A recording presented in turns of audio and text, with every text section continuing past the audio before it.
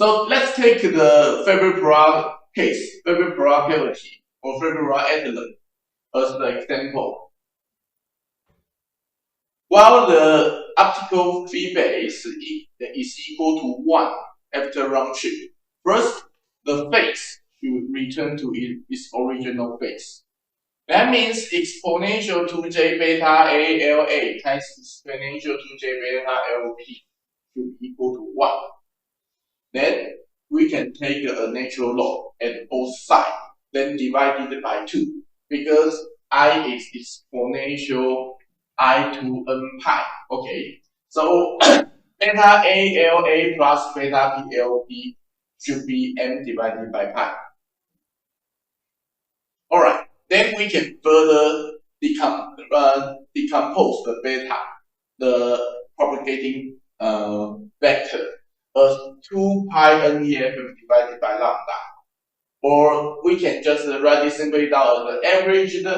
We can take an average, is okay. Average refractive index of the cavity, 2 pi n bar divided by lambda. Okay, then we plug these two terms in and make a rearrangement. We have NALA plus NPLP. This is called the optical path. 总光程 is the physical length times its refractive effective index, or effective index should be half of wavelength times an integer. Yeah, this is also a very specific case of the diffraction. It happens when the total optical path of cavity should be integer times the half wavelength. So while you are reading some paper relevant to it, so that will tell you this laser is 3 over 2 lambda, 4 lambda, 5 lambda.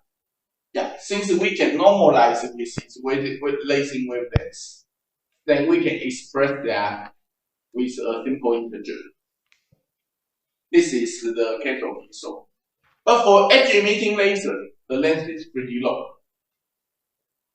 For example, the wavelength might be only 980 nanometer or 1 micron, but the total cavity might be 1000 or 1000 micron or 500 micron. It's much higher than your physical wavelengths. So the n will be large, and the exact number in edge emitting laser is not meaningful, because you don't feel the difference between the m is equal to 1000 and the m is equal to 1001. So what's more important is we want to know its mode spacing in the wavelengths. NALA plus NPLP should be 2 over lambda times n. Then if this is even, if this is fixed, we can give a different n, then give a different lambda. So in the specific cavity, you will have a lot of optical mode nearby. Probably this is m is equal to 1000, and this is m is equal to 99, because smaller m should have a longer number. But this number is not meaningful, because you will never know the very exact length, because the mode to spacing is too close, and you don't have a very exact control of the total length. So in this case, we usually don't care about what the real m is. We care about the spacing, delta lambda, between them. How do we evaluate that? First, we still write down the equation like this. Second, we take a total differential at both sides. So the m delta lambda plus lambda delta m will be 2 because the refracting index is a function of wavelengths due to the dispersion. Then it will be 2 partial L over partial lambda LA plus partial NP partial lambda LP. Since the m need to be integer, so we can directly let delta n should be 1. And so that n should be 2, and then we have n should be lambda divided here times 2. Here. Okay, so put this into the equation above. Then do a rearrangement. We can write it down like this. Lambda squared divided by 2 should be minus LA times NA minus lambda partial N over partial lambda. Similar for LP. Yeah, you can try to practice by yourself. And this one, N minus lambda times is wavelength differential. It's called its group refractive index. This is the refractive index for energy bracket and the specific wavelengths. Alright, so we can put the Boltzmann curve NGA, the group velocity of the active part.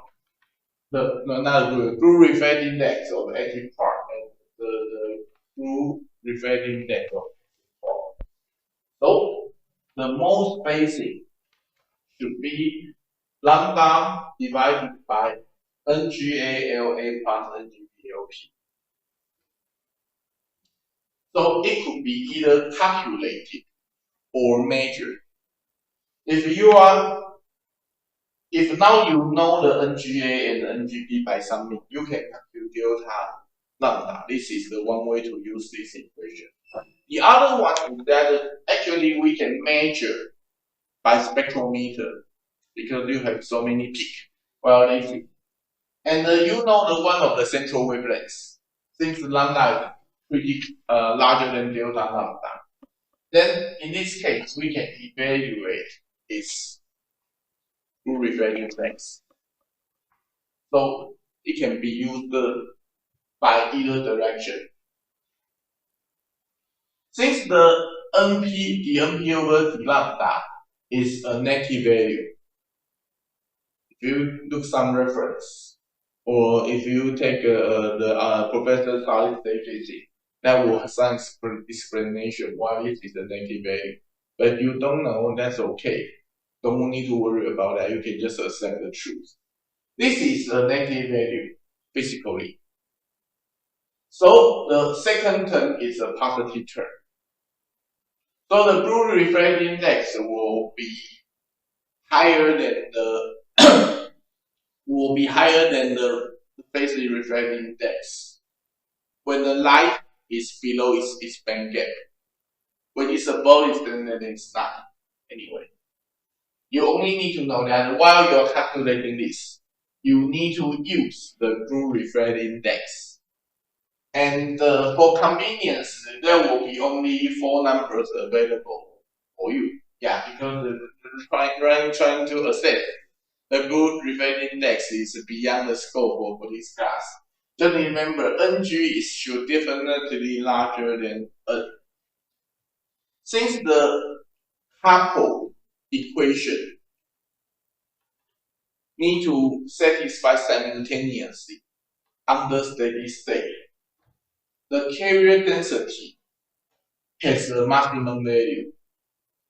This maximum value is when the material lays.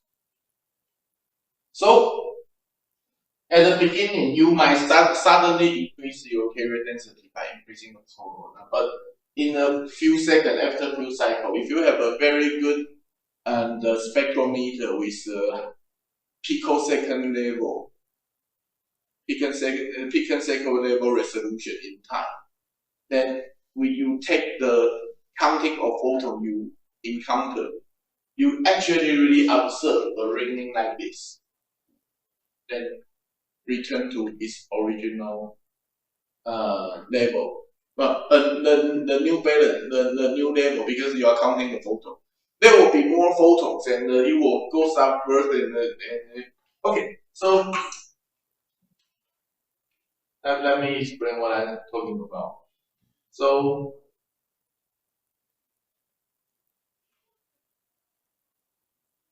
okay, this is a laser, and this is the current you put in, and you put the detector here. This is the detector.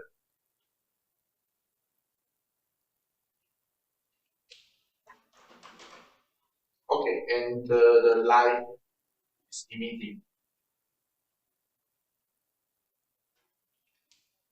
So if you observe the intensity you measured is high, and this is the, let's do two different colors. This is the current. Okay, so it's I0 at the beginning, and it's under threshold current density. Then goes up, something like you have a step function. You suddenly increase the current. What happened? Will you observe in P? You will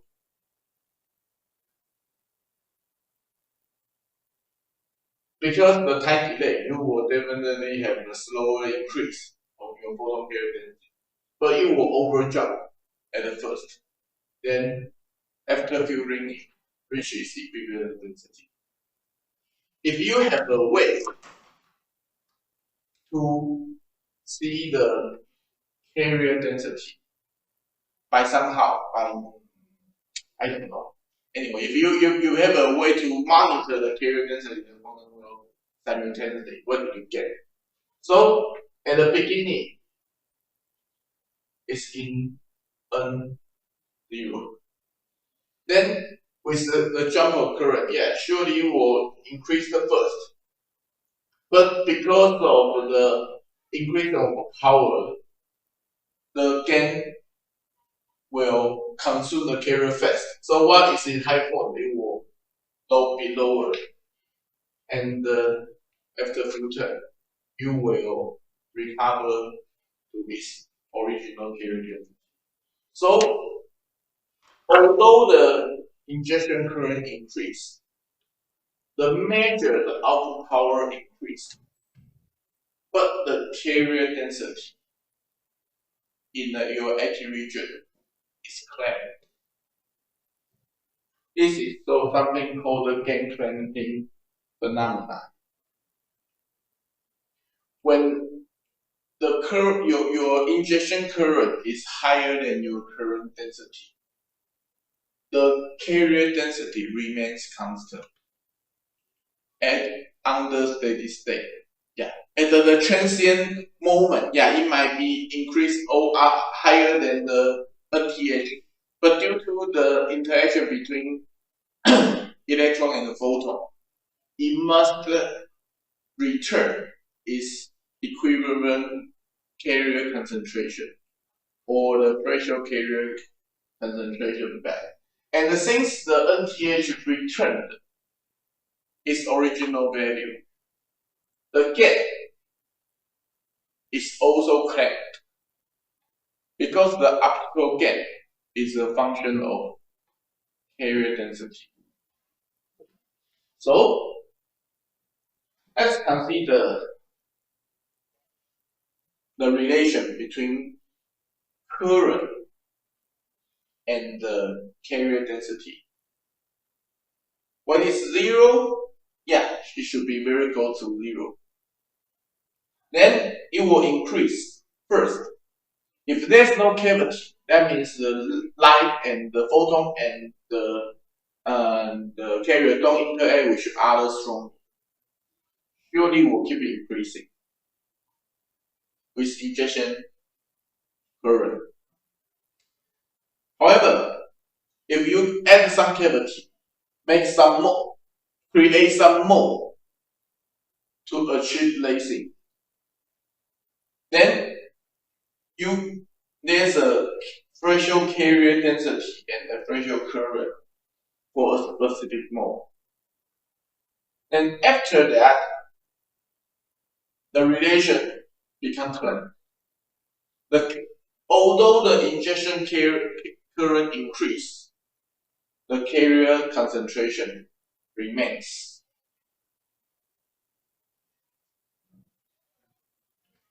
Then we see the relation between the threshold gain or the modal gain, gamma times G, and the x direction is the carrier density. If there's no cavity, it will something looks like this. It will be low at the low carrier density and become transparent under transparent condition, then eventually increase. Then the N is very high, it will reach its Gmax.